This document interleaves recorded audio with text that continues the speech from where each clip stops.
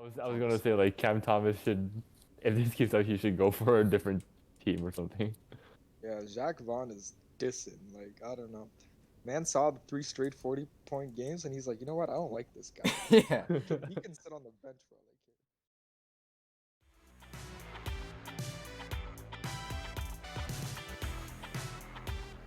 And we're back. How are you in Austin? Doing pretty good. How about yourself, bro? I literally woke up like an hour ago, but just recording this motivated me to get up. Okay. So yeah, it's a bi-weekly thing now, but I'm cool with that. Of course. All right, so today we got a few topics to cover, primarily the awards. We got the DPOY that was announced, the Clutch Award, the Coach, and the Sixth Man. I got some other questions regarding those later on, but before we start, got a good got a guest to introduce. So Is that my cue? That's the cue, Ryan. Oh, that's Nice the cue, cue. Ryan. Sick cue, bro. I'm not. I was not yet. I was not. So I was actually, uh, Austin. Remember in 2020 when there was the All-Star game with Common, Yeah. and he had like a rhyming thing, a couplet thing or whatever. Ah, don't do that. No, I got one set. Ah, man. You should have let off of that, bro. What the hell? I You go want do to? it, do it, do it. Let's hear it. I'm All gonna right. cringe so hard. I know you're gonna cringe so hard, but I was like, might as well try to give it a shot. Okay. All right. So if you're down in the fourth, there's no one better to hit those tough shots than Mr. Yash Mehta. Oh. That's actually kind of fire, though. I can't even lie, though. So yeah, that's now it's a cue, bro. Well, that was actually very fire. I like that. I like that. Appreciate it. This is Thank yeah, you, bro. welcome Yash. He's a good friend of mine from school. So yeah, Yes, sir. Good friend from the AT program at from the York. H. Shout out, shout Yes, out. sir. But yeah, I appreciate you guys for having me on, and Yep, of course. excited to talk about this basketball stuff, yo. Do it. Sure thing. For as with every other guest, we always ask a few questions before we start. So, bro, who's your favorite player right now? My favorite player right now, well, it's been consistent last few years, and it's a bit of a controversial player, but I present day I really enjoy watching Kyrie. I think that's my favorite player. But that being said, I understand there's a lot of animosity around Kyrie, and plus, like, it's also a little hard being a fan of Kyrie because he's not always available to play due to whatever circumstances that surround Kyrie and all that kind of stuff. Plus, the Mavs didn't even make it into the playoffs this year. I was excited to maybe see that, but now I can't see that. So it is what it is. A little unfortunate for sure. Yeah. And then favorite team? Um. See, the thing is, like, I'm one of those fans that doesn't really like follow a team per se. I Oh, so just he's a like bandwagon. So he's a bandwagon. Oh, got I you, too. just So follow Warriors. my Okay. Okay. my player. No, no, no. I'm not that Okay. way. Okay.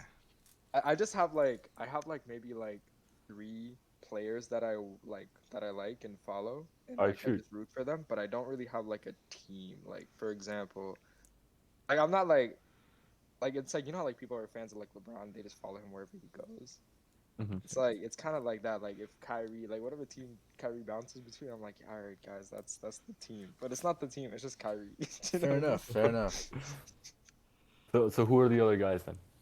I really enjoy Tatum. I love Tatum. Mm. Um, I like on the Clippers. I like Kawhi, but then again, I have this thing for guys with like load management problems, man. I don't know. They're just like people that don't show up. And then another, it's kind of interesting. He's not that likable, but like I love Devin Booker's game. So like W. I will catch Suns. Like I always make it a point to watch Suns games. He dropped 45 last night. 45 last night, Yeah, yes sir. Yeah. but yeah, like I understand that he has some antics that like people may not like, but like bro, D-Book is fire, man. Suns versus Raptors with the mascot and everything. Of course, of course, of course. But yeah, those are the main guys that I watch. That's about it. All right, that's a good intro. All right. So some quick rapid fire questions, just some topics I want to get your opinions on. Rapid Uh, fire. All right, all yeah. right. Okay, okay. So you already know right off the bat this morning, bam, Nick Nurse got fired. Thoughts? Yeah. You want to Nick start Nurse off? got. Wait, Nick Nurse got fired, bro? What? This guy's not keeping up with the news, bro. What? Yo, guys, my day just started already. But wow, wait, he got fired or did he like walk Yeah. away? No, he got fired from the Raptors. Sheesh. I One mean, year, he got 1 year left. So, and they just let him go. yeah. I mean, it kind of like I guess I could people could have saw it coming, right? Like they haven't been like too successful in the East. And it's not like they don't have like decent pieces on their team. Like they don't have like that soul, like that one like superstar, but they do have, I think like reasonable amounts of talent. It's not like they're the Washington Wizards or anything like that. Oh, come But on. Why the Wizards? my bad. Wizards are catching streaks, but yeah, like they also didn't like they were in the play-in, but they didn't, make the play. They didn't clinch a playoff spot. Yeah, I can't say I'm surprised, but yeah, I did not know that. That's wow. Yeah, I feel like there was some writings on the wall during the season. We saw a lot of players like having a disconnect with Nick Nurse. A lot of players have voiced their frustrations, especially about offense. Like Nick did really seem like a big defense oriented coach, and I feel like Hmm. some players kind of just fell by the wayside after they started to like underperform during the season. And maybe the front office is making kind of a rash decision, but I wouldn't say it's a bad decision. Like I could see this panning out if they get someone like Ime Udoka in who's gonna kind of rejuvenate the guys. I feel like I feel like any of the players they're not like bought out. Like I feel like they're still bought into the team. They really like playing with the Raptors. I think they probably just need kind of a refresher, and I Hmm. think letting go of Nurse and getting someone else could really benefit these guys. I agree. Um, there were some words about Ime Udoka coming in or some other coach. You guys have any candidates? I mean, I think Udoka is kind of the leading candidate. I'm not sure who else is really on the market at the moment, but if I had to guess, like someone like Udoka, who I mean, we saw it with the Celtics. Like when Brad Stevens went to the front office, they brought in Ime Udoka, and instantly, like all the guys fell in love with Udoka. Like they Hmm. they had one of their best seasons that year, and of course, the unfortunate situation with the whole I don't know what was it like Adultery. yeah with like one of the staff there, but the players love them. Everyone has good things to say about him, and like why not try to get him in there? Yeah, he really knew how to activate that team on both ends, like get it done offensively and lock them up defensively. We saw it against the Brooklyn Nets in the first round in Hmm. that one playoff series where they swept them and Yep. they put the absolute clamps on KD. So yeah, no, Udoka, like despite like all the outside stuff that he might have done, that's his personal life. I think he'd be a great candidate for this young Raptors club. I think he, um, like he said, what he did with the Celtics. I think he could apply that, put it on the Raptors, and like he could take them a bit forward for Yeah, sure. agreed. But like, I'm assuming not someone like Stan Van Gundy or something to bring in. Probably not, bro. Probably not. Right. Definitely not. All right. So yeah, 65 game minimum for awards. We heard about Wait, who Ryan, what about calls. your thoughts on this whole What are matter? my thoughts? Yeah, what about your thoughts, Ryan? Like, Yeah, we of got our course. Well, thoughts. What about you yours? guys pretty much covered all my thoughts. I couldn't agree more. I I heard thought that Nick you Nurse. thought it was a bit rash, though. Don't you think that It it was a bit was? rash because I felt like he still had that coach of the year from a few years ago. I think he still has a very defensive minded like his mindset for coaching is very defensive minded. And while that wasn't what the Raptors were especially focused on, I don't I don't see why firing him right away instead of like mutually agreeing to part ways was a better option, or if anything. Maybe like demoting him would have been an option back to an assistant coach. I don't know. Mm, But I feel that losing Nick Nurse loses a bit of the defensive mindset that culture we've had. And hopefully whoever we bring in can help us out with that. But honestly, I'm not too sure.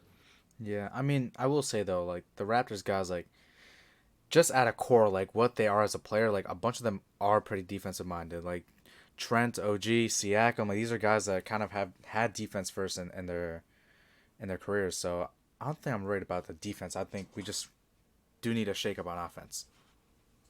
Okay, fair enough. Fair enough. So yeah, that's Nick Nurse. Back to what I was saying. The 65 game minimum for awards to qualify for all NBA, the individual awards, you need 65 games. So what do you guys think of that? Well, the 65 game minimum, I think like the reason they did that obviously is so we have some consistency in the league in terms of playing. I feel like in recent years there's been some players in particular not playing enough games. Well, they're achieving like unbelievable feats. Like you see, all this like efficiency stuff. Like I think KD with the games that he played this year was like 55% from the field, Hmm. 40% from three, 90 something percent from the line. Insane efficiency. But then when you check back like with you'd expect these comments regardless be like, "Oh, he only played like something games this year, right?" And it's like it's pretty common if you play more games, your stats eventually like they decrease a little bit because 82 games is a long season. You're dealing with um, it's a very long season, so much fatigue. Fatigue also plays a factor into like how efficient you can be with the Hmm. basketball, and like the different teams you play have different defensive structures, so that can affect how you perform on a given night, which will ultimately affect your field goal percentage.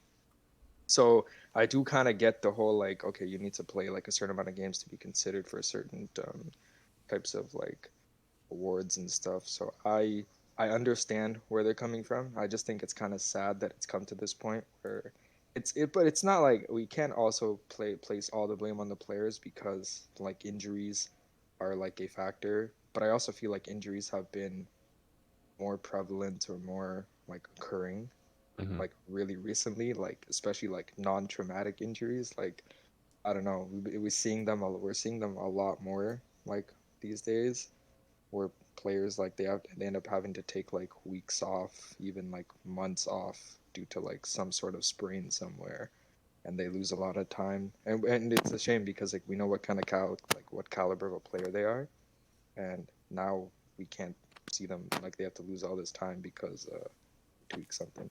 Now I'm going to ask you, like, do you think these are more prevalent because players are reporting it more, or did they like tough it through in the past? Um, I think that players are probably reporting it more Yeah. nowadays. I think the mentality surrounding the game is a little different than what it used to be. Before, I think there was like a sense of pride and a sense of like, oh, I'm a grinded out warrior, like I can Hmm. play through like little Acute small stuff, injury, right? acute, yeah, little small injuries. I can play through this. Like people had they had that dog mentality, I think they were really proud of that. But nowadays it's more like the game's more about, I feel like I want to secure a bag, and then I'm trying to take care of myself because the front office obviously he wants to take care of them, so I'm going to take care of me. I just feel like the mentality is a little shifted. Like Mm. players are really like, obviously you're in the league, you're there for yourself, you need to take care of yourself. I totally get that, but it's like I feel like that sense of like like the sense to win is like that sense to just stay committed to the game or stay on the floor is like it's kind of gone. And I Mm. don't really blame them for that because it's like you have a small injury that could become a big injury if you continue to play through it. And as AT students, like we get that, right? Like Yeah. we totally get it. But I don't know, man. It's just all I know is that I witnessed Kobe Bryant win two chips with a broken finger. Like I don't know, so I'm gonna just put it right there, bro.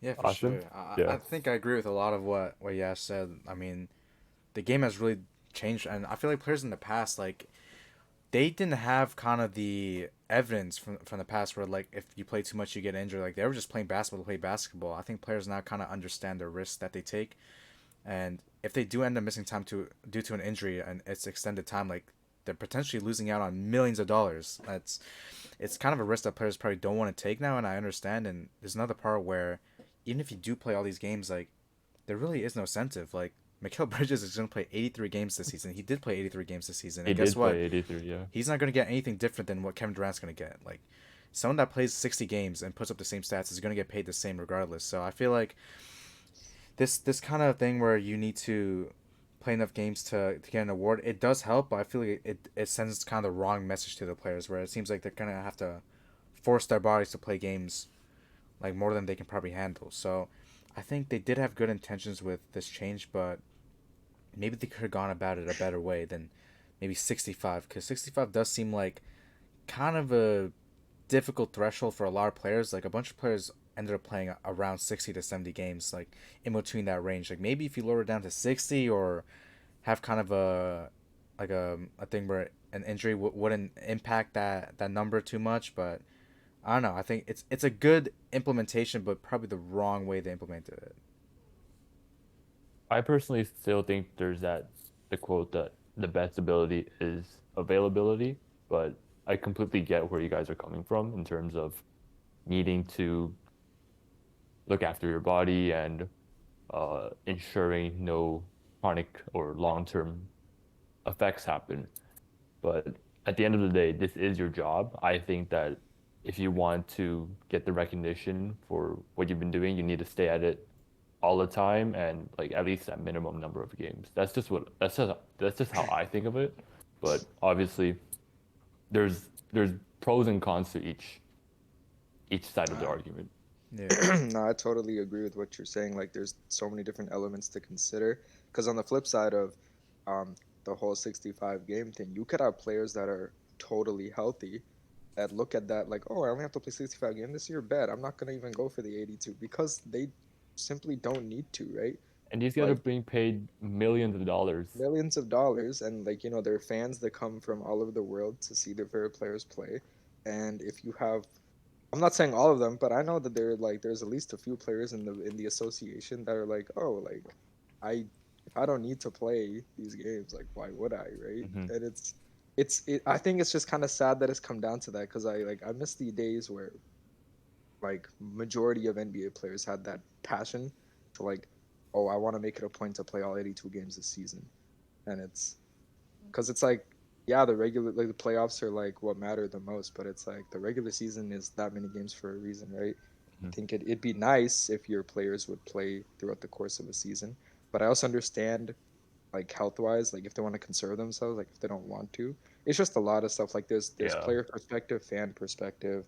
Like us as fans, we can like say whatever the hell we want all day, but until like we're not put in the position, like who knows how what we'd say if we were in their position. But then at the same time, it's your job. You're getting paid, so there's a lot of things to It's consider, tough. man. Yeah, but I think one thing that actually does change a lot of things is the playoff aspect. Like if you are a player that has secured the first seed and you've played 65 games, like it kind of does get difficult to like want to keep playing. But let's say you're a player that's fighting for a playoff spot. Like this year, if you're in the West and you're somewhere between 6 to 10, like you really want to win these games. Like those guys are gonna play a lot harder than the guys at the top, and it may misconstrue some of the stats that go into or some of the ideologies that go into voting for all NBA and this and that. Like you'll see someone that's at the top like coasting, and you'll see someone that's fighting in the middle of the playoffs, and you're like, I think this guy that was fighting for the playoff spot has had a better impact than the guy at number one. So I don't know. I think maybe you kind of have to change the way the playoffs are looked at. Like one thing I've always wanted to do is have the top four seeds in each conference pick who they want to play. Oh, I think that would really Ooh. incentivize winning. Like why would someone that's in fifth be fine with staying in fifth if they have a chance to pick who they want to play? You know. So I don't know. I think you just have to that's a change the way the very top cool is. concept. That's a That very is, yeah, that is a very interesting point and good like suggestion. That is cool. That is yeah. I Adam would Silver make needs to read I would that. make you the commissioner, Austin. Like, Yeah, I'm banning Draymond for the playoffs if that's me. speaking of, uh, Draymond kind of stepped on Sabonis Oh in yeah. game what two? Game two of the Kings and Warriors. Mm. It was a very dirty play, but let's hear you guys. Disgusting. It was disgusting. Like to say the least. I mean, from every single angle, even from real time, if you're watching it, it was a disgusting, dirty play from a player that has history of being a dirty, disgusting player. I don't know how you see that and try to make the argument for Draymond.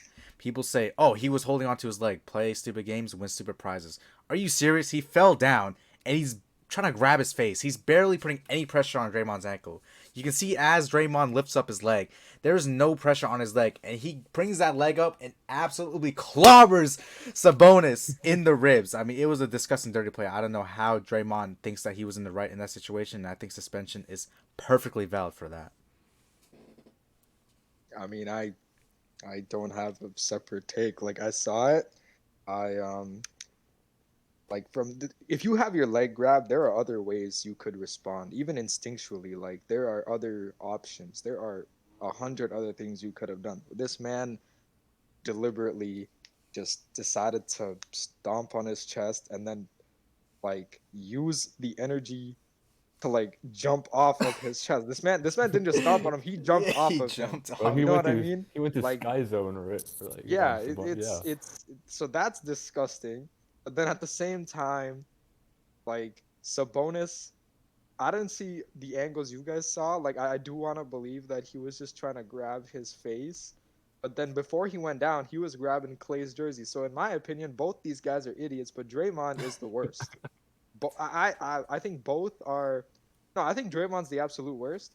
I I'm not exactly letting Sabonis off the hook either because he's onto some weird antics himself. Like he had no reason to be grabbing Clay's jersey like that. But what Draymond done is like that was that. There's no reasoning, there's no excuse. I see all these NBA players on Twitter like defending him. I'm like, bro, how are you? Are we How? looking at the same thing? How are you Are Literally. okay we? with this? I don't know, man. Interesting Nah, stuff right there. nah. But It's just one of those ones. so yeah, I don't know. It's crazy. NBA Brotherhood will protect each other. Actually, you know what? I don't know if we want to get into it on this pod, but there might be some racism, like Oh. racist aspects to that shit, bro. Like, oh, is it I'll, because I'll Sabonis give is you white? I'll, Like, I'll give you 3 minutes to talk about it if you want. 3 minutes, honestly, bro. Like, yeah, we could sum up in 3 minutes. I don't even need 3 minutes myself. I'll just mention it. I'll be like, my eyebrows were raised when I was looking at all this. I'm like, okay, look, what happened clearly, like Draymond like messed up, no doubt about it. Like, not even just messed up, like it was a colossal like that was terrible. What's wrong with Draymond? A lot of things. But my eyebrows were raised, I was looking at it, I'm like, okay, I see Dame, I see PG, I see these guys like, oh, a suspension is crazy. Draymond, what else is Draymond supposed to do? Man's grabbing your leg. I'm like, okay, would y'all be saying this if Sabonis wasn't a white man? Like, if this was anyone else, like, let's say, um, who's like, who's like another player that's like Gordon prevalent? Hayward. Gordon Hayward's white. Oh, never mind. Let's say like Anthony Davis grabbed his leg. Like, would y'all be Oh, saying okay. that? Would y'all be saying the same thing y'all are saying? Is my question, right? I'm like, I honestly think the answer would be a little different if this wasn't Sabonis. If this was like Anthony Edwards, it'd be totally different. You know what I mean? That's just my take on it though. What do y'all think?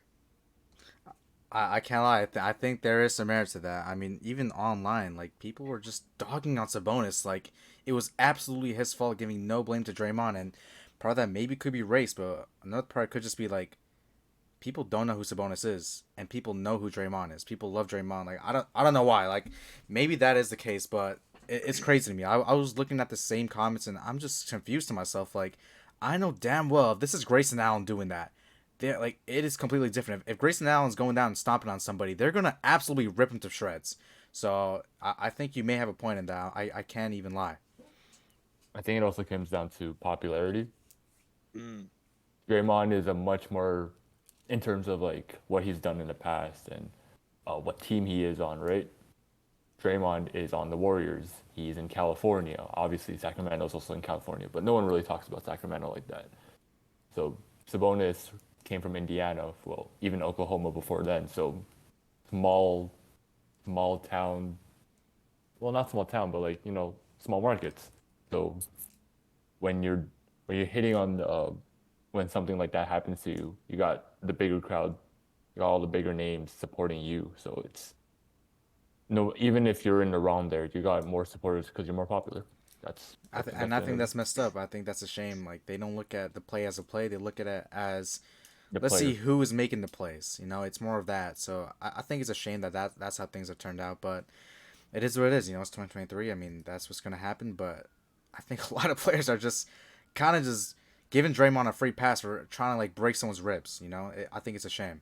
Nah, but like props to the NBA for actually doing the suspension because Yeah, there was a lot of pressure for them not to do that. yeah, I know. Honestly, he should be suspended for the rest of the series, but we'll see.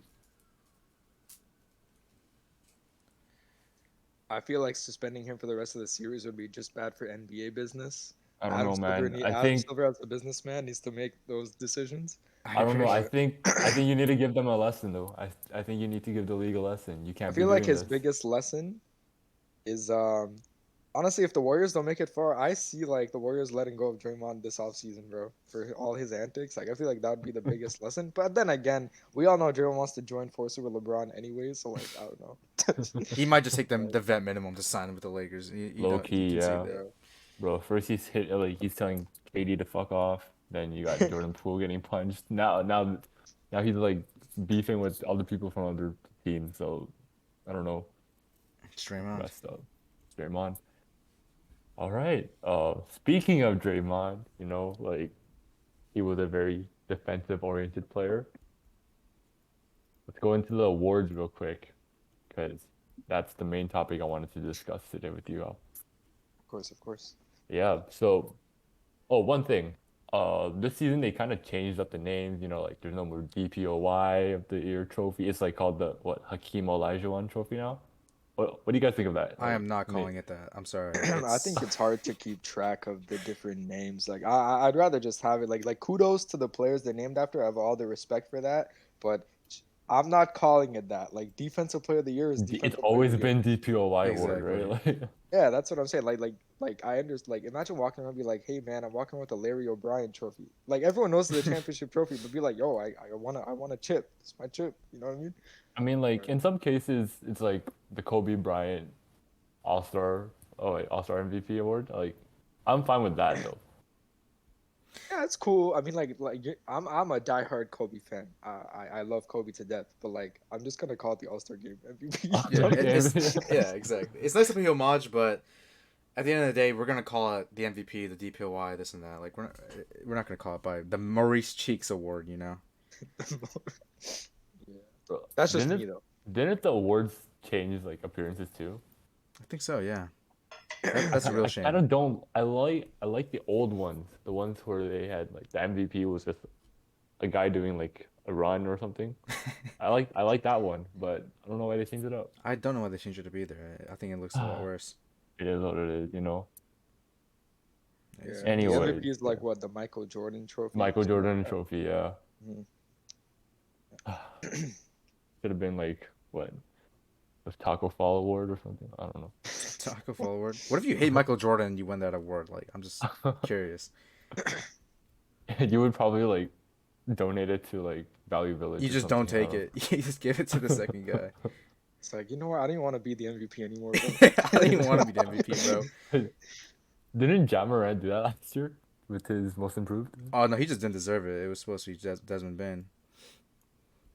Low key, it was probably Desmond Baines. High key, high key. High How you key. gonna give someone the most improved for improving in their second year? Like that's what they're supposed to do, you know. But that's neither here or there. No, he was expected to make that jump too, which was Yeah, it's even. like why would you? And then his teammate literally improved more than him. So it's kind of crazy. Oh, it's kind of weird. But anyways, so I think the last 4 days we got the DPOY, the Clutch Award, which is new actually, the Coach Award, and the Six Man of the Year Award. Um, for DPOY, Jaren Jackson Jr. of the Memphis Grizzlies won it. What do you guys think? I think it's well deserved. You know, the Hakeem Olajuwon Defensive Player of the Year award. I mean, I think all three candidates that were finalists were all well deserving. They all had their own case, but you know, with the Memphis Grizzlies, does he lead the league in blocks? Actually, Yeah, he does. he does. Because the Memphis scorekeeper gives him extra blocks. Absolutely, yeah, definitely. But no, I mean, he definitely deserved it. He improved a lot from even from last year. Like I mean, last year he was fouling a ton. Like, he was a great defensive player, but he was just fouling a lot. And this year he Hmm. has fouled a lot, but he's definitely toned it down, improved his rim protection numbers. And I mean, him, Mobley, and Brooke Lopez Lopez, all yeah. had serious cases. But I think at the end of the day, like, each of them had their own case, and if any of them won it, I would not have a problem. So I think just a well Hmm. deserved award. Well deserved award all around. Yash? Nah, I couldn't agree more. I think like the season defensively, I was really just watching him and like what Claxton was doing with the Nets. Like, I know the Nets ever since like the whole KD and Kyrie like fiasco happened and they like left the team. Like people probably like zoned out of what was going on in Brooklyn. But like this guy Nick Claxton all season has been like on a different energy like on the Hmm. defensive end. So I was like I wouldn't have been surprised if he won it either, like for Depoy. But yeah, it was between like him, Jaren Jackson. Um, who else was really making noise in the defensive Brooke end like that? Lopez, Evan Brooke Mobley, Lopez, Bam Evan Mobley. Adebayo. Yeah. Adebayo Yeah, definitely. Yeah, Adebayo Even had some Draymond stuff. Green, I would say, was. Draymond had his impact. He had his moments. Yeah, I mean, I don't know why you're laughing. Like, he actually was pretty good. And I guess even OG could be in the conversation, but I would have said OG. Did he lead the league in what steals this year? yeah, he did. Yeah, he did. Like I think it all came down to how strong your team initially is defensively already, right? Yeah. Also, Because you're never winging it as a forward these days. It's tough. it's tough. It's tough. It's But even more like tough when you're a guard.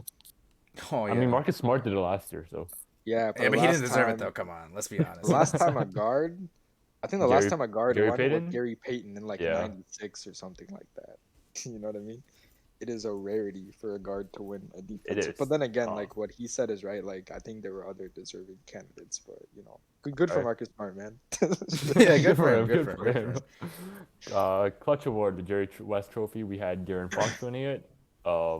I think the other two were Jimmy Butler and DeMar DeRozan. I think this was also very well deserved. Definitely, definitely. I Before mean, we get into that, what is yours? What is the like? What's the established criteria to win this award? Do you guys know? The clutch award, I think it's like Yeah, most clutch points or something in the fourth or something most like that. clutch points. Okay. is it really that, or I thought it was just I'm pretty sure performance? it's just that. I'm pretty sure it's that. I think this award Hmm. really is kind of. It's more for just like the hoopers. I feel like there's not a lot of Yeah. analytics that go into this. Like, if you just watch basketball, you would be like, yeah, Darren Fox has been the most clutch. He's a hooper. But one guy I would say that didn't make the finalists. I think Jalen Brunson definitely I was definitely gonna deserves say that. I some was gonna merit say here. that. He has had some really impressive performances in the clutch. Like, New York wouldn't be in the position they are without him. So I think he definitely deserves his flowers. Oh, you said Brunson, right? Yeah. Yeah, yeah, I agree. I think what what should factor into this is like obviously, yeah, like you want clutch points, the amount of points you score in the clutch, but how many field goals made in like critical moments or like game winning, game tying field goals that should also like really be factored. Because if they had this award like last season, like I think DeRozan would have been like the clear DeRozan walk would have away won it. winner. Yep. Like that man was different like last season with the amount of I think he had like 3 or 4 game winning buckets and he was like one of the highest points per game Yeah. scorers in the fourth. Hmm. Crazy. But yeah, no, De'Aaron Fox really well deserved. Good for him. I think SGA could have made a case too, or Donovan Mitchell. I think those guys did really well for their respective teams as well. Yep. Yeah. Yep. And SGA, like the OKC Thunder would not have been in a play-on spot without SGA. Like they probably would have been a lottery team. So props to Gilgeous Alexander. And Donovan Mitchell's been doing a lot for this Cavs squad, especially in what I've heard. I saw on Reddit the other day. It was like him carrying that Cavs team. Carry. So Okay. yeah, on the offensive end, yeah, that was all Mitchell. So props to him. And before the trade deadline, I just had to, give credits to my boy Kyrie. That man in the fourth quarter, like early to mid season, was like I think he was at the top of like points total points scored in the fourth and points per game in the fourth. Mhm. Because a lot of his damage, like throughout the first 3 quarters, he probably had like maybe like 10 points, and the man would go for like 15 to 20 plus points in the fourth, and the Nets would win, and the Yeah. Nets were actually on a roll, and then he decided to request a trade, and then everything went downhill. But yeah, I just had to bring that up. You just had to bring up Kyrie for you. Yeah, Of it's course, of course. I'll go. I'll go. Coach Award, the red. I hope I'm pronouncing this. Auerbach Trophy. Yep, yep. All right. Mhm. Yeah. So Mike Brown of the Sacramento Kings won it. He was an assistant coach with the Warriors last year, and other candidates were Mike Dagnall of the Thunder and Joe Mazzulla of the Celtics. Mm. I think. Yeah. Actually, real Would- quick, can I just say one more thing about Yeah. the Yeah. Do clutch your player of the thing. year? Just real Do your quick. thing. Yeah. I feel like this award kind of is unfair to the guys at the top of the league. I feel like someone like Devin Booker, like if he was in like that play-in mix all the way down at like 10-9, like he would have games where he probably would be clutch in the fourth. But since he's on a winning team, like they just don't get the chance to be clutch.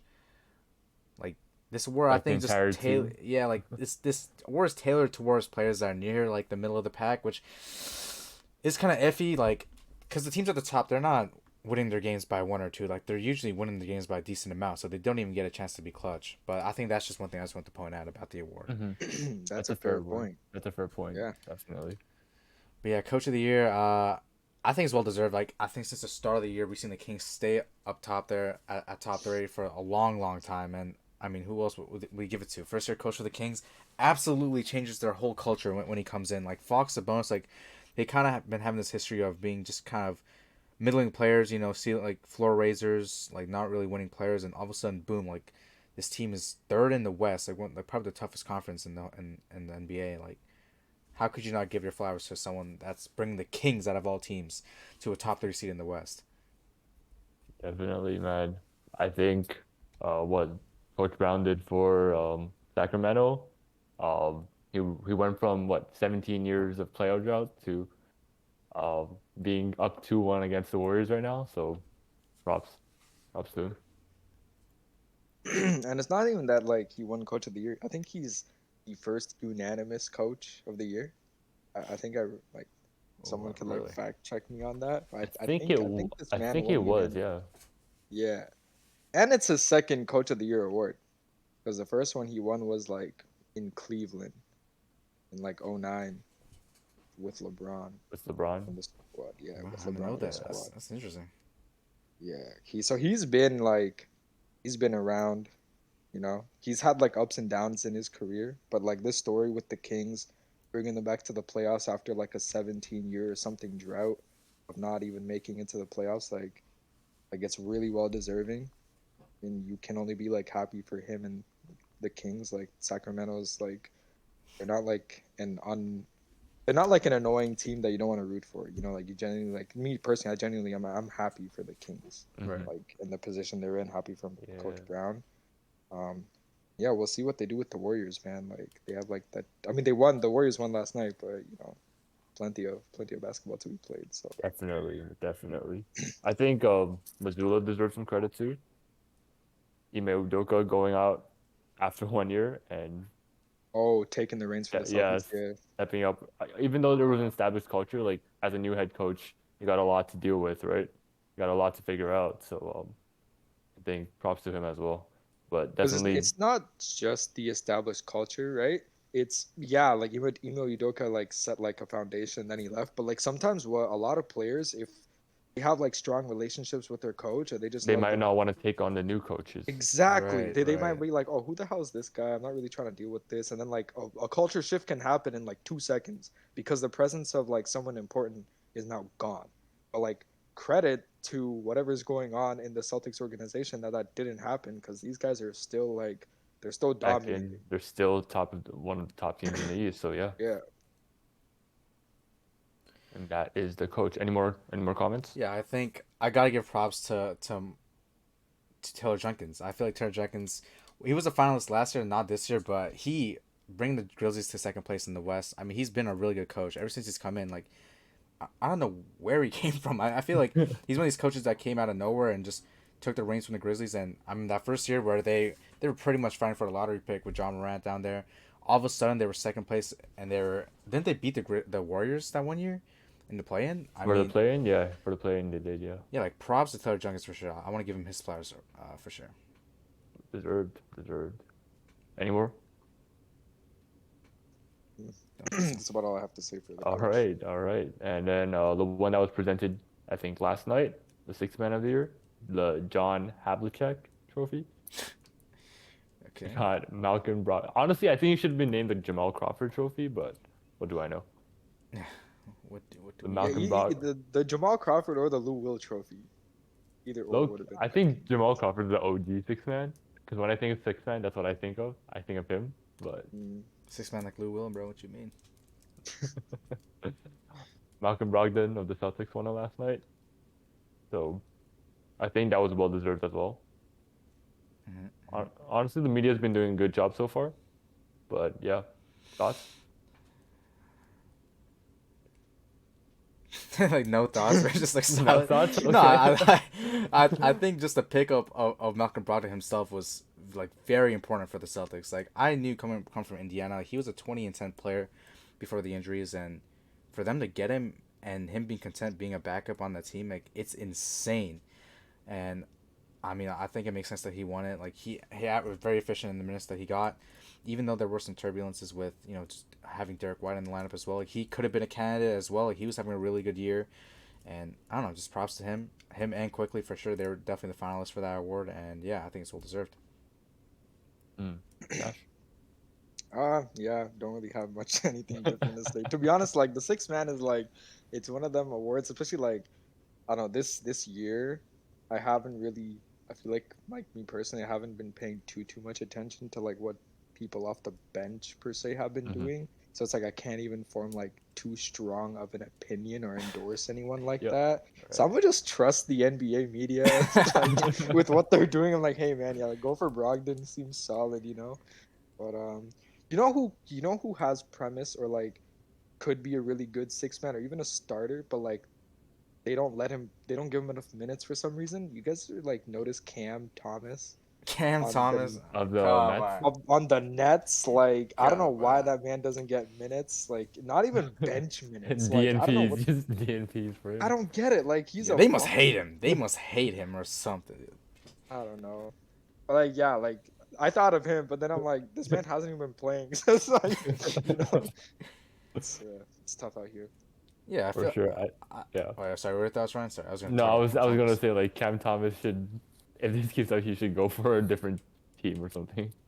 Yeah, Jacques Vaughn is dissing. Like I don't know. Man saw the three straight 40-point games, and he's like, you know what? I don't like this guy. Yeah, He can sit on the bench for all I care.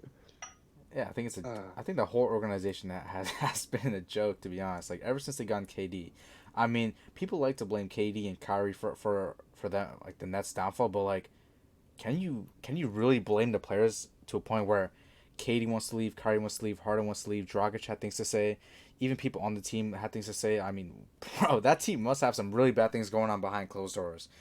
And now with Cam Thomas not playing, I mean, people say the argument is, oh, we can't guard a traffic cone. It's the playoffs. Like everyone, like Joe Harris is playing, and Joe Harris is breaking shots. Like, how are you not giving Cam Duncan Thomas? Robinson is playing for the Heat right now. Yeah, like you're giving more minutes to David Duke Jr. than Cam Thomas, who has proven that he can score. Like, yeah, it might be a ball hog, but you kind of need that in the playoffs. You see Malik Monk on the Kings, like those first two games where he popped off. Like, you're not expecting him to play rotation minutes for you in the regular season, but when it's playoff time, you need guys that can score. You need guys that can put points on the board. And I mean, how are you not giving him at least like 10, 15 minutes a game? that's what I'm saying. Like at the end of the day, guys, the game's about a bucket, and if you don't have those, if you don't have that in the playoffs, like you're gonna get fried. Like you could be the best defensive team, but like I'm gonna quote Mark Jackson, great offense beats great defense every single day of the week. And if you don't have anything to kickstart that, well, you're gonna suffer. And like now the Nets they're down 3-0, right? Yeah. It's a tough scene out here. Then again, they're going against the Sixers and Embiid, and but yeah, At the same it's time, it's like unfortunate. though that this series has been a slogfest, especially was it game two? I mean, Yep. that the score's 96-84. I was watching the whole game, and it's like no one on either team could get a bucket, and I'm sitting there screaming at the TV. You have a guy on your bench that can drop 40 points any night, and you're not playing him in a game where no one can shoot. I don't understand the game plan. Like, yeah, you want to limit guys like Embiid and Harden, but both of those guys are pretty much injured at this point. Like the only people that can score in this series are Tobias Harris, Tyrese Maxey, and Mikal Bridges. I mean, you need to have someone alongside Mikal Bridges that can score the ball. Agreed. You need another 100% agreed. a 3 level scorer. That's what Cam Thomas is. He's a 3 level scorer. Yeah, a joke of a team that team is. I hope they get swept for not playing Cam Thomas. Oh, it looks like it. They're definitely gonna get swept. We will see. We will see. Just quick shout out for me. For me is Norman Powell. Oh, I for think sure, yeah, Oh, for shout sure. Norman out Powell. Norman I think Powell. he's been so underrated since the Clippers are stacked with talent. But Norman Powell definitely, I think, should have been a good candidate for this award. And low key, Benedict Mathurin. I don't know how invested you guys are with Pacers games, No one but is. okay. But he's been pretty important like young guy off the bench, especially as a rookie. So like props. No, that was a really good shot. I think the Pacers have a bunch of guys that have actually flown under the radar a lot. Especially Miles Turner has had one of the best seasons in the league. Like for a center, I mean he's been playing very well. Even a guy like Chris Duarte has started the season pretty well. Like they Hmm. have guys they can grow with. Like if they get one more guy like just a number one, like they would be easy championship contenders. Oh, 100%, 100%. And also, real quick, speaking on the Clippers, with like Norman Powell's a great player. Like he just had like a 40 point game last night.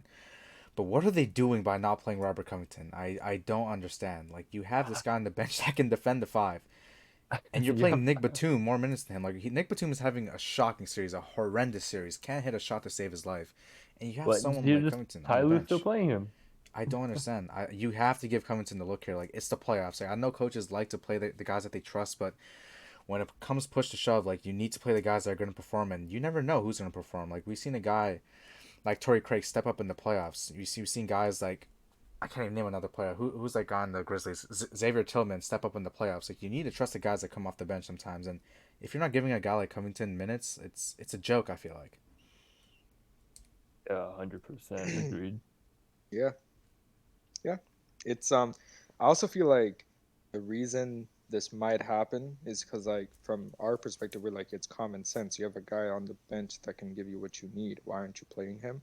I feel like a lot of times coaches, like, they have egos and they tend to get in the way. Like, if the coach has a personal issue with a player, like that might have happened in the locker room, or I don't know, or if a coach like they tend to play favorites. Like, oh, I'd rather have this guy because he's my dog. Like, I'd rather Hmm. play him. I feel like that That is a comes into very effect, right? that factors in. Like, you obviously, like, from our perspective, we're like, yo, like, are you stupid? You have him right there. Just put him on, get him on the court. Well, we have what we need.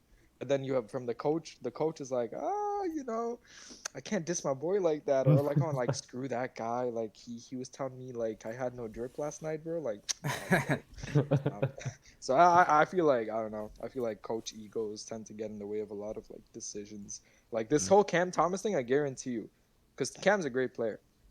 Jack Vaughn has something against him. I I swear. So with the whole Robert Covington thing, I don't know, man. Maybe him and Ty Lue like just aren't tight or something. I don't know. It's Yeah, for crazy. sure. I He mean, he didn't he didn't tap him up in the tunnel. So Maybe, man. Like, I don't know. maybe. No, but I mean, maybe coaches do also have a different perspective. Like they see these players through practice day in and day out. So maybe I'm just being a bit too crazy right now. But we've seen what they can do in the past. Like I just feel like you kind of have to give these players a shot. Like it just makes sense in the playoffs. hmm, because at the end of the day, something's got to work, right? Yeah, If and you only if have so many games. you have 4 games minimum, so it is what it is. Exactly. Are any more comments on six man? No, I don't think so. Not really. Yeah. All right, let's hit up with the awards that have not been talked or have not been presented, but who we think will win. So I'm gonna start off with the Will Chamberlain Trophy, also known as the Rookie of the Year. That's the rookie of the year. Yeah, that's the Rookie of the Year. The Will Chamberlain, the guy that I'm scored 100 surprised. points. Wow, that's disrespect, dude. That should be like the I leading would call scorer. Anthony Bennett Trophy or Oh something no, like that. The Anthony Bennett Trophy the is Ben Simmons crazy. Trophy.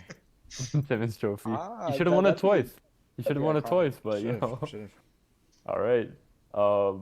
I don't know how clear cut this one is for you guys, but Too I clear. got Paolo Banchero.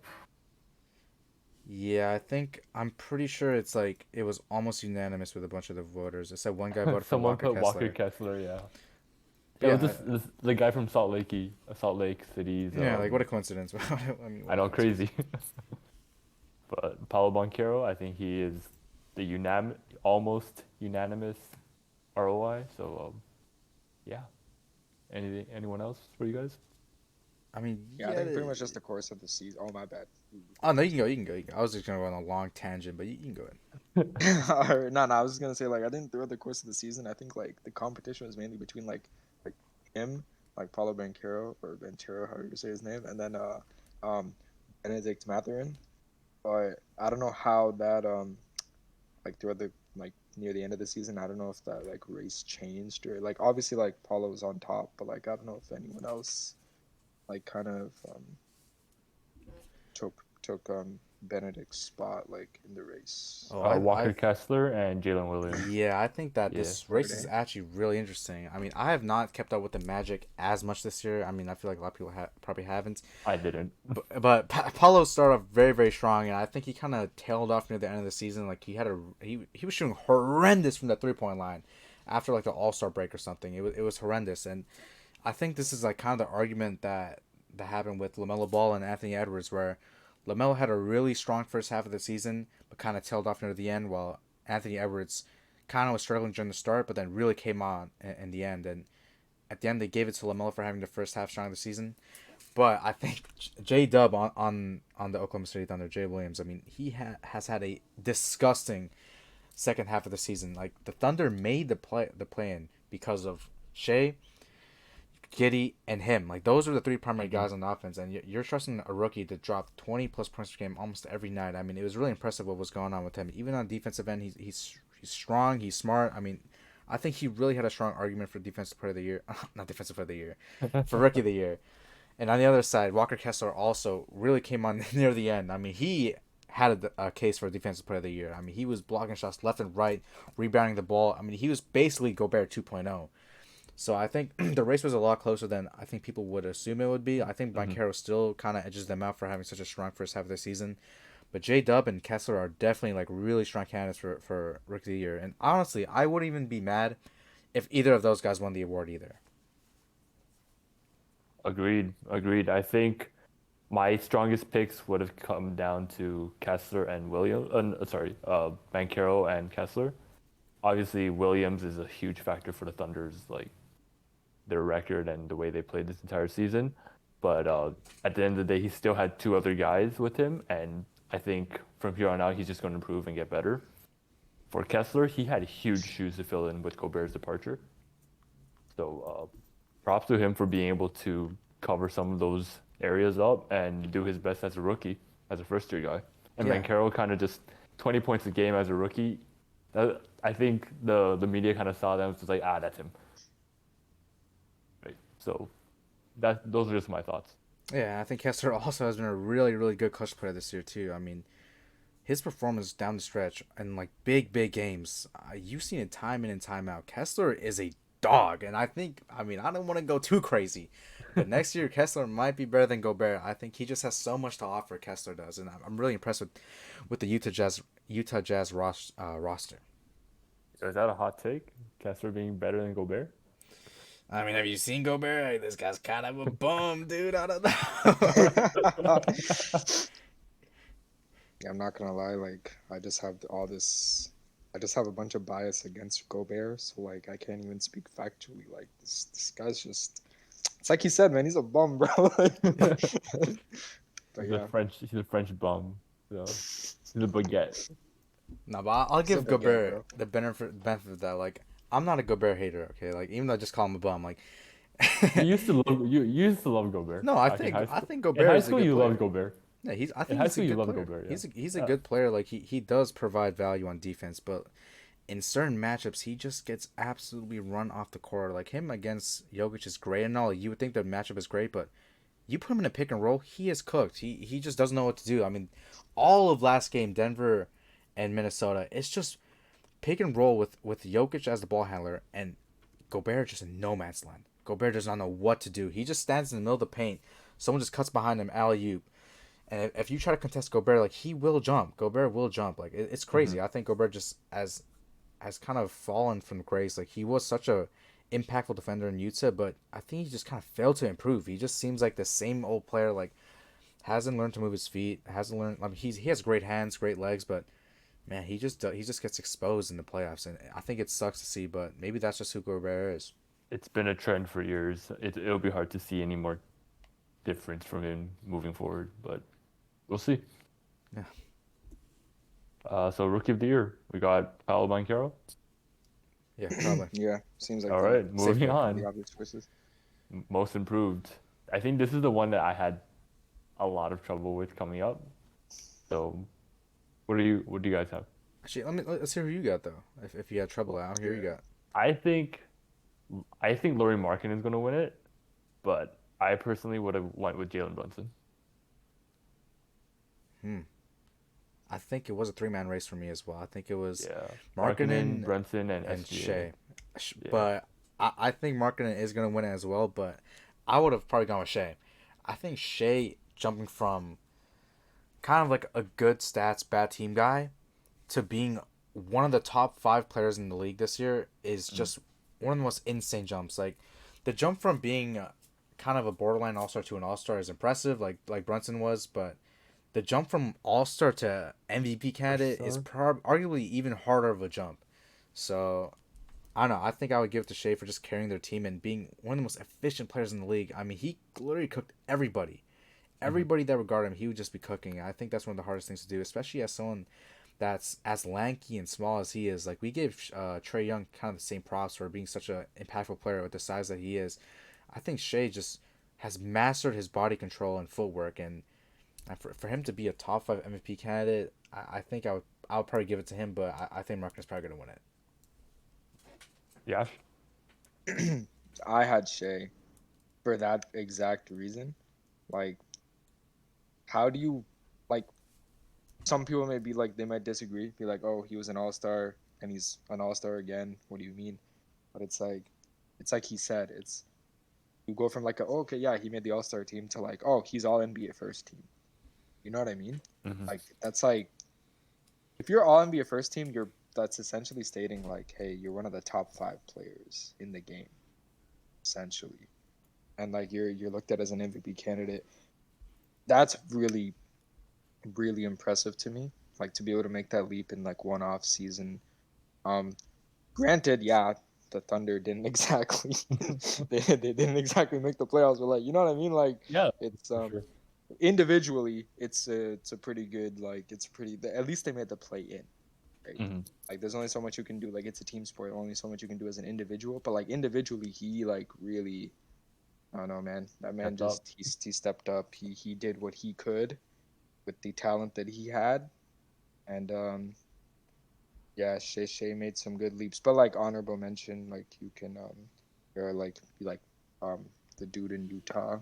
How's Markkinen. The yeah, dude in marketing, bro. Like, Utah, the the dude dude in in Utah, Utah. This yeah, guy is not a Salt Lake That's City crazy. fan for That's sure. crazy.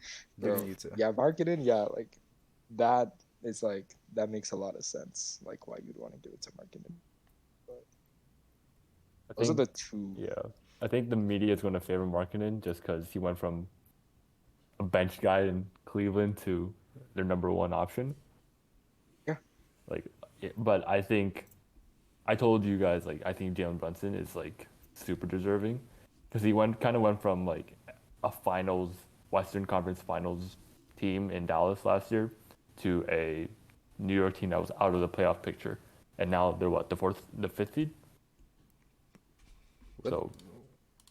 So yeah, Um, I mean, the Knicks have always had a great team. Though. That's the thing. Like even though last year they missed the playoffs, like we seen Brunson perform at this level in the well playoffs he was last already year. kind of his most improved candidacy kind of began in the playoffs last year already. So That's the only reason why I would be hesitant to give it to him because we seen this Brunson like even during the last half of last season like we kind of did see this Brunson like I have him third but I think that just like the outstanding aspect of Markkinen and SGA kind of just put him over the edge. yeah, you guys make a fair point. I just think that what he did last year should still go recognized because he kept this like consistent throughout the rest of the year, right? So I think that should have been recognized to begin with. Okay, okay. Yeah, but I think another candidate I would have mentioned was Mikal Bridges.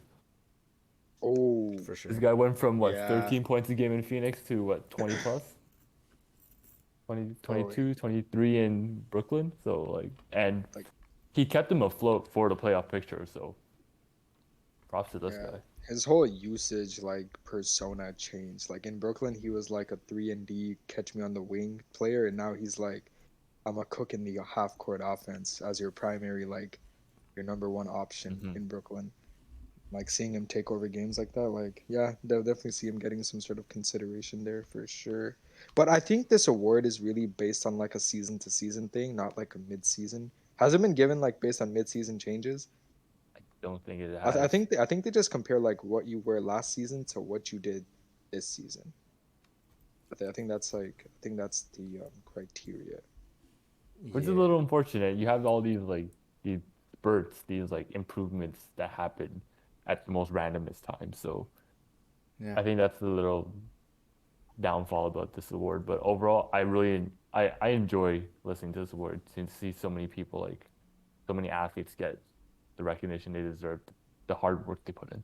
yeah. And real quick, just about Mikal Bridges. I mean, my goodness. I mean, when Booker was out and who else? I mean, there was a stretch where Mikal Bridges was pretty much their only primary offense for the Suns, and I was watching. I'm sitting there like, man, like it just seems like what any regular team would do. They would just give it to like the next best guy and have him chuck a bunch of shots, and that's kind of what it looked like. It looked like Mikal was just like taking shots, like he wasn't the most efficient. He had a game where he had almost like 30 points, but I wasn't really impressed with the offense they were running. Hmm. And then once he got traded to Brooklyn, I was kind of skeptical. I'm like, you're gonna have him as their number one. Like, I don't know how this is gonna work out. And all of a sudden, he just transformed into like a different player. It feels like so. Yeah, I definitely got to give him credit. Like if he keeps this up, he's gonna win every award next season with like Yeah, the the only way guy to he play more than 65 games. he's playing 83 games again next season. They got to give him a award for that, the Iron Man award or The Iron something. Man award, right? Yeah, That would be sick though. Like if they had an award to recognize players who played the entire run. yeah. I think that'd be great. I think that they should really implement that. It would incentivize actually playing the whole season. Yeah, actually, real quick, what award would you put in? Like something that's not in the NBA right now. Like what award would you implement? Ooh. I always used to talk about with my friends about this. I'm like, I think there should be a difference between the MVP and the best player in the NBA award because I think there are two different awards. I think the most Oh, valuable. I think like they're two different meanings. Like the MVP is not the same as the best player in the NBA so because who's there your have best been player in the NBA then? right now. I think the best player in the NBA is Giannis, Giannis. but Okay. he's not going to win the MVP this season. No. Yeah, I think the MVP award is very like it requires a story like the player like a lot of times there's like a storyline A behind the narrative? player, a narrative. It requires a narrative. It requires you to obviously be have a winning team, put up good stats, but the narrative is what kind of drives you, and voter fatigue is also what kind of drives it. So when there's like a new sensation in the NBA, like oh like this guy did this, the narrative around him is this, what happened on the team is like so and so, that kind of like it gives you a stronger case to win the MVP. And then like a guy before the season could be like, you know what, this season I'm gonna go for the MVP. Now all of a sudden the eyes are on him to win the MVP. Like the MVP is something that could be, I think, easily manipulated by the media, by just a lot of stuff. But it's different from the best player in the NBA. Like if you look at LeBron from like 2010 to like 2018, that's like He was arguably the the best. best player. That's the best player in the NBA. But did he win MVP all those seasons? No, Nope. because the MVP is not the same thing as the best player in the NBA. Hmm. So I think they should have two different awards.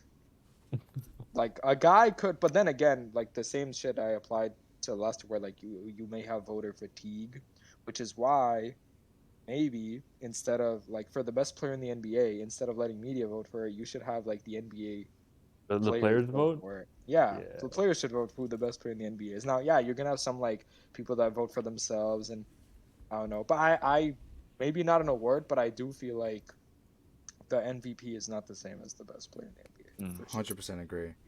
I think, I like that award. yeah, I feel like I'm gonna take one from hockey because I mean I'm a big hockey guy and I think their awards are pretty well established. I mean they're okay. There's two awards that kind of speak into it. There's MVP and then there's a most outstanding player. I think those two could also, like, a most outstanding player could really help. But the one I really want to put in is best two-way player. I don't know why there's no best two-way player in the NBA. Like that Guys who do it award. on both ends of the floor, right? Yeah, I mean, I think there's a lot of guys that do that that don't get the recognition. Like Paul George, if he's healthy, would definitely win that award, maybe once or twice. Anthony Edwards could win that award. Embiid would probably win that award this year. Like, I think they just need to have more awards, and I think to speak about the MVP being narrative driven, I think that's exactly what it is. I'm not sure if are we gonna talk about this episode? No, no, the MVP.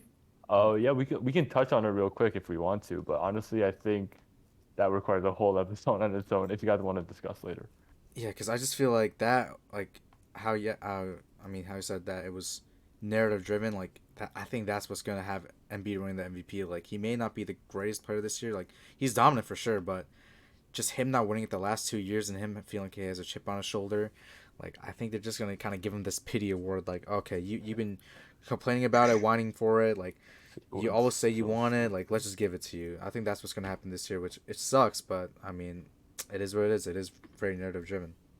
Yeah, Hmm. that's exactly what's gonna happen. Like, am I saying he doesn't deserve it? I'm not saying that. Like, he's leading the league in scoring. He's had a defensive presence. The Sixers are a top, what, 3 seed, 4 seed. They're up there. They're winning Yep. games. So he fits the criteria. Yeah. But are there other candidates? For sure. But he's gonna win it because he's been bitching about it the last 2 seasons. So Yeah. that Say it this how is it like, you know is. what, man? Here, man, just you've been crying Just for it. take Just it, you take know. it. Just have it. Please Like, just shut up. Like stop talking about the shut up. MVP. Yeah. So you got a best outstanding award, Yash, or like most outstanding player award. Yeah, so yeah, I'll Yep, just go back to, yeah, like either have an outstanding award player or the best player, or got you. even that two way of the The year two-way. player So is yeah, like pretty solid. Austin has a two-way player of the year award. Because I per technically the best Yeah, two-way player would Yeah. also be like the be the best best. player. Yeah. Because yo, can you get it done on both ends? Are you a menace offensively and defensively? Sheesh. That for Jokic would sure. never be in that award. I think that would just be like segregation against Jokic. It'd be like Giannis and Embiid, and then Jokic is not in that. Probably LeBron's still in that one, but who knows? Definitely not. Definitely not. LeBron defense? No. No, no, no, Well, no. like back in his heyday, like back in Definitely not now, man. He's just Not Like coasting. 2013 Braun, yeah. Oh yeah, they Heat, would have done Miami that. Heat, He LeBron should win would have DPOY won that year. I mean, it was insane. But with Marcus Gasol. yeah, he should. Bro, Yeah, Marcus Gasol was like second team he was all on the second team defense, all D. and he won Yeah. defense. It was crazy. Yeah, when I Uh, heard that, I was like, wow, they Oh really my didn't want him to have like that perfect season. facts. What about you, Ryan? just comeback player of the year award. Oh yeah, they don't Oh, have You've that. got veterans who don't do as well like the year before. They kind of step up. But the biggest example I can give was like 2018 Derrick Rose or 2019 Derrick Rose.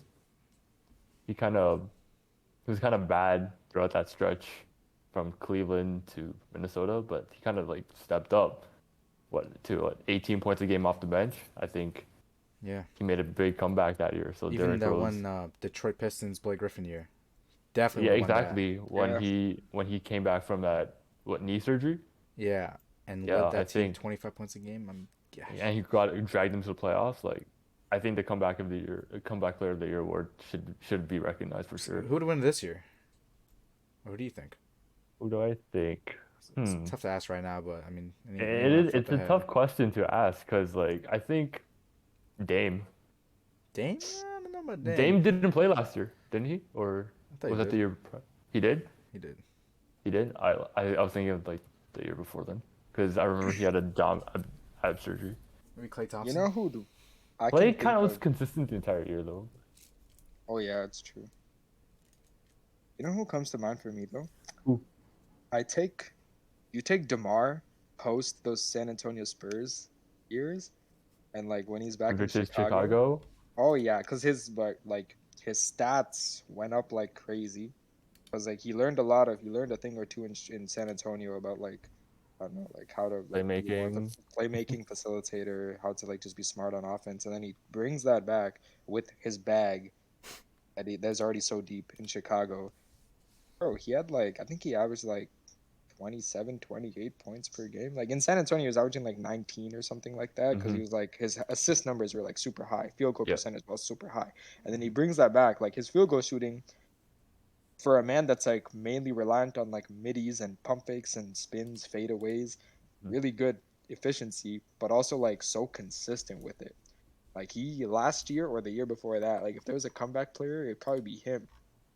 Probably like he'd Probably. be in consideration because like you go from like someone that no one talks about in San Antonio to like all anyone can talk about in the East, for, like a good span of time. Like, bro, Low-key Jamal Murray. I think Jamal Murray could make a case for it. ooh, He didn't play at That's all the true. last few seasons, right? Yeah, that's actually a really Yeah. good yeah, really good man, lost shout. like 2 seasons, Yeah, he two lost two seasons. seasons and he's back hooping. Obviously, he Bubble Murray was a different guy, but I think We what saw he's doing last right night. now, what he's Yeah, doing now, still mad impressive. So It's I think not if I were to have a impressive. comeback player, Jamal Murray. ah, there you go. But you also have to go back to what's the criteria they had? 65 games. So you have to look at you have to look at this you have to look at this man That's from a what I 65 mean. game perspective, yo. That's actually No, true, 60, right? That's actually true. that'd be so funny. Like, you play 64 games? Nah, Yeah, you I'm gotta like, hit yeah, like, nah, too 65. bad, bro. That sucks That for would sucks for suck. you. Yeah, Like that's what I'm that would thinking. suck. You average like 30, 15, and like 5, and like you play 64 games, you don't even make all NBA, bro. It's like you're not even eligible for All NBA third team. Fuck out of here. Yeah. That's Bro, tough. at this point, they're gonna have like Al Horford making. Al Horford, dude. Bro, you're gonna have Mikal Bridges making All NBA first team, bro. Yeah, exactly.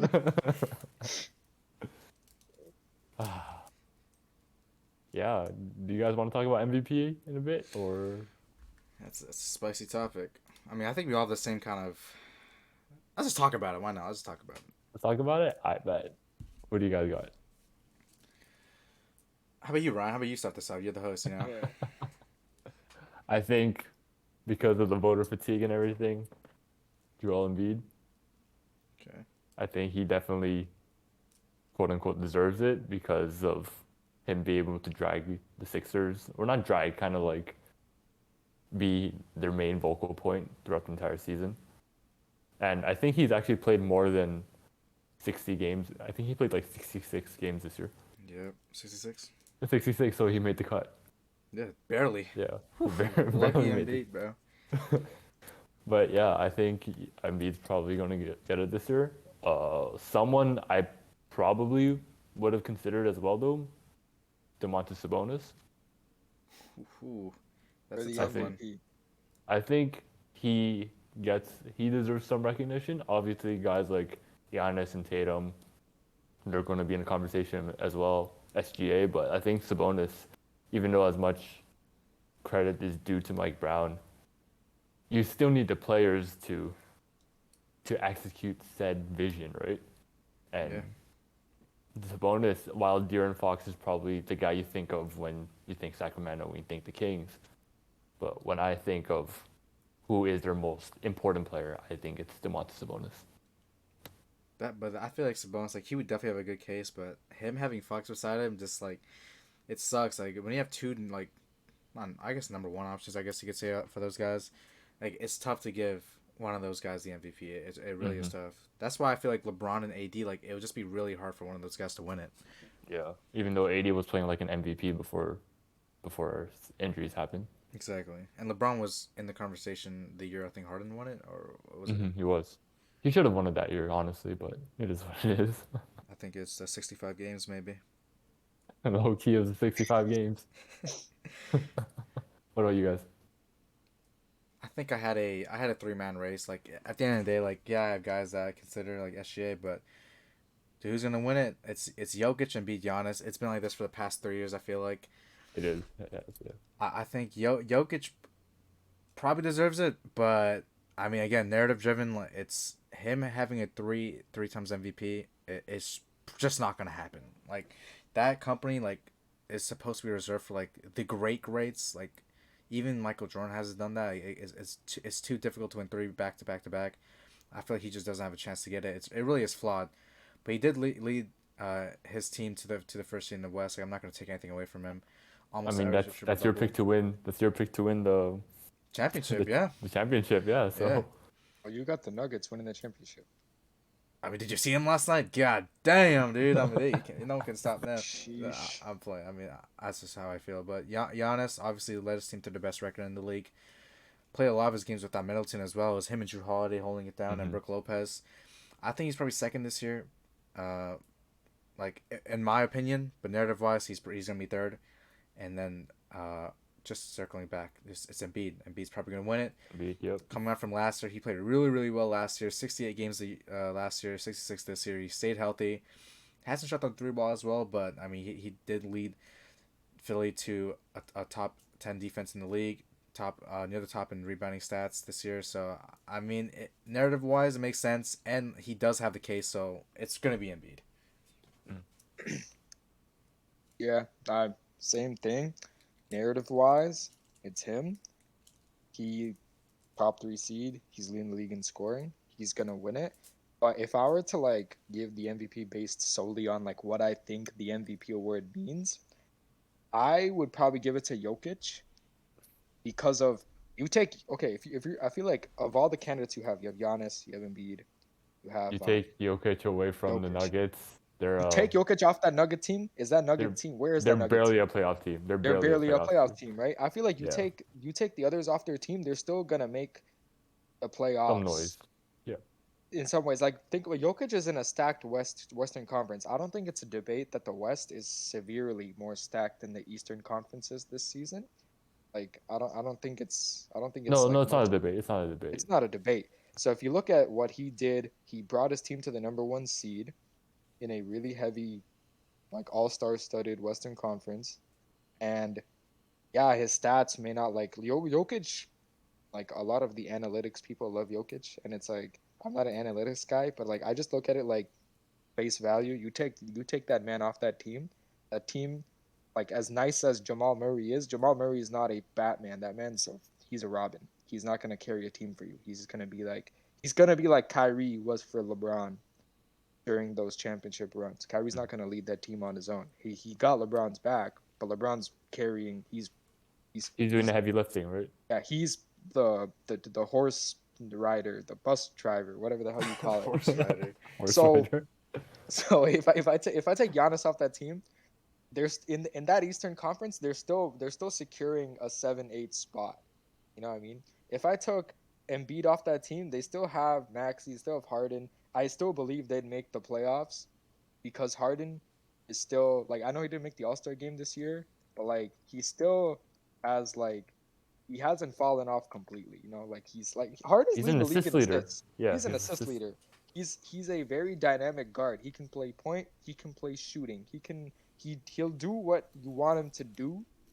He has those abilities. Like I'm not gonna lie, at the beginning of the season, I thought Tatum was gonna win MVP because like he hasn't won it yet. He has a I agree. window. The Celtics are a great Mhm. team, right? And there was a strong case for him early on until the narrative shifted towards Embiid. Embiid started talking about not winning the MVP, about Jokic winning the MVP, and then like all of a sudden the focus was off Tatum. The man this season averaged 30 points, like 9 rebounds, like 5 assists. Solid numbers. They're second seed, but he isn't even in the conversation. Do I think he's an MVP caliber player? Fuck yes, but he's not in the conversation. So if I Mm. look at it, like yeah, narrative wise, it sucks. It's such a narrative based award. But if I look at it, the MVP should be based on how much a player's value is to that team. If you remove that player from that team, like if it's so like if their loss is so detrimental to the team, I think that should be the MVP. But yeah, that's my take. That's why Nah. they should have a separate award. They should have a best player, or outstanding player award, or you know something like that to give other players their flowers, and then the MVP could be like, hey, this man is the sole reason we made it this far. Mm. Yeah, Nah, I fuck with that's that. I fuck with that logic. It's a good way to think about what most valuable means. exactly. Yeah. You don't have to score the most points to be the most valuable. You just have to do what do. It's like being the Fam, best player in your team versus being the most valuable player in your team. Look at Steve Nash in 05 and 06. You know what I mean? Like 15 that points man, a game. 15 points a game. But the Suns, he is the heart and soul of that Suns team. He operates the offense. He is the reason that Suns team was where they are. You take Steve Nash off that team, and you have Amari Stoudemire, as good as he is as your number one option. That team is not. I'm sorry, that team's not making the playoffs.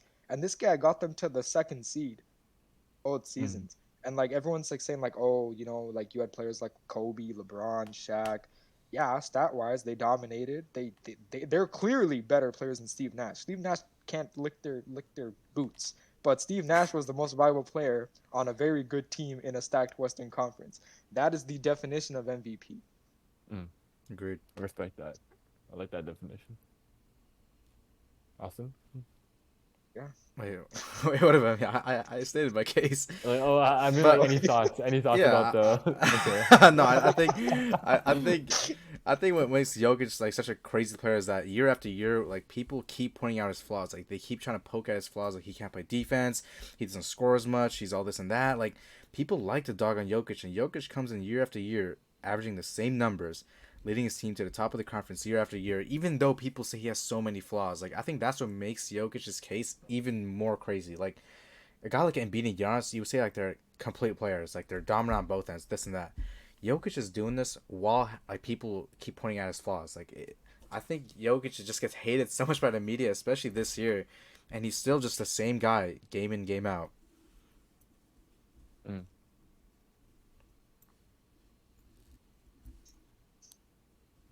Ryan, Yeah. yeah, right. I mean, No, sorry. I was just reading his stats. Yeah, he And does his thing. Yeah. it helps his narrative. You know, like it helps Jokic's narrative. Like it's like, hey, you think he has all these problems? He's still the reason his team is winning. So if anything, him having flaws just helps his case even more. exactly. Like him being I unathletic, wow, even more impressive. You I know think what I mean? people just like to hate on the past MVP winner. Like, remember when Giannis won 2 in a row? I People think it's a started, shame because he hasn't won a championship. I think that's really the only knock they have on yeah. him, but they kind of just go on him a bit too hard. Like it's totally not his fault that they didn't win those series. Like Hmm. poor shooting combined with just like untimely performances, bad shooting at bad times. Like that's what loses these series. It wasn't Jokic solely, but I mean people like to make it that way because he is the MVP. And like outside looking in, if you're looking at this team, they have the MVP. The MVP should be playing like the MVP. He should be carrying that team. If they're the first seed, they should be winning these games. But that's just not what happens in the playoffs. Like that's why people had the Warriors beating the Kings in the 3-6 matchup, even though the Kings were three. The Yeah, Warriors had Curry. They have like all these guys that have proven that they won before. That's why. That's why they're like like touted to win. hmm, So I think it's just unfortunate on Jokic for him being so good that they get the first seed, and just they just underperform in the playoffs. definitely. I don't want to.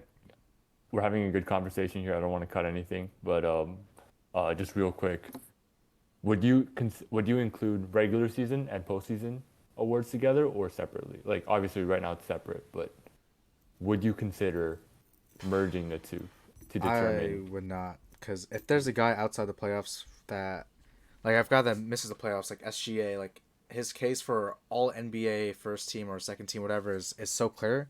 And let's say Booker makes it to the finals and wins the championship, like he's probably gonna overtake SGA Hmm. for all NBA, like whatever position. Because I think Booker's behind SGA right now, but if Booker has a strong playoffs and makes it to the finals, like he's gonna overtake SGA if that's the case. So I probably Okay, wouldn't do that. okay. But Yeah. isn't the goal of being in the NBA to win a championship? But I mean, you can't blame SGA for having not that strong of a team compared Yeah, to the definitely, Suns. definitely. But like, would you consider like having a separate category then, like an all playoff first team, That'd be interesting, but what would that prove though? like the teams that were in the playoffs, the players who did the best, gave it their all the most. Would you have a team like that, all playoff first team, all playoff It wouldn't second hurt team? to add. I mean, why not? I guess. Didn't they have a all bubble first team or something like that? Oh, there was. Oh man. I swear there was. TJ I Warren think I MVP. remember that. Yeah, Yeah. Dame won like the Mickey Dame was Mouse the award or bubble something. MVP, the Yeah, Mickey Mouse the Mickey MVP. Mouse. Mickey Mouse MVP. Jeez. But yeah, I think that would be a really good way to determine who are the real superstars, who are the top, like the guys who step up in a minute, yeah, in a Yeah. moment, you know. That actually would be good recognition. I feel like, yeah. Yeah, that's just some thoughts. Nah, I agree. I definitely want to separate them. I don't think combining is a good idea.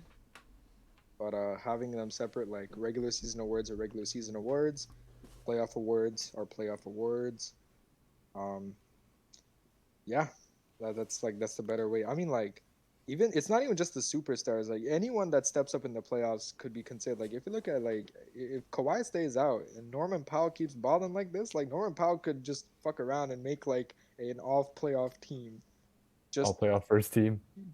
I don't know about first, but like he You could don't know, if they had it, bro. You never know. They should have a playoff MVP as well. Like I know there's a Finals MVP, but but like yo, that's not the MVP of the entire playoffs, though. You know, maybe if you make it to like the conference finals, maybe, maybe yeah, I don't know. because I know they Like have that same thing for baseball, I think. mm, true. Yeah, but yeah, That'd be very interesting. maybe a topic for next time. Maybe. All right, I think that kind of concludes this episode. Any parting thoughts? Ben I don't Simmons know. should be playing in the playoffs. That's my final thoughts. He's my favorite player, you know. And I mean, if he's attacking rehab that hard, I mean, he should be kind of suiting up, you know. But I mean, whatever. It's all good. Wait, is Ben Simmons actually your favorite player? Yeah, since he was drafted. Come on. Word. Damn, bro. Hey, I'm not gonna hop off the bandwagon because he's down, bro. That's what fake people do. I got his That's back. true, man. It's true. It's true. No, despite all the shit that Kyrie has done, well, Kyrie was posting links to like questionable movies. But, Yeah, we're this guy's still- favorite player is a terrorist, bro. Holy, might be worse than me. Listen, I admire the sauciness, the shot making ability, shot creation, bro. But Yeah, he's just there for the game. He's just there for the. I'm just a student of the game. Bro. Student of the Man game. man just loves the artistry and wizardry that Kyrie plays with. Oh, he's gassing it. Kyrie the person, I don't know too much, but Kyrie the basketball player is yeah. It's beautiful. It's beautiful. All right. All right. So thanks, Yash. Well, thank course, you. thank you. Thanks for having me on, man. Nah, it was fun. It was a fun time. Hope to have you on another time then. For sure, of course, bro. Appreciate it. Austin, you want to part ways? Of course. Thanks for listening, guys. It's another episode of Court of Kings. See how I didn't butcher it, Ryan? Court of Kings, you know? Fuck you. But yeah, we'll see you guys later.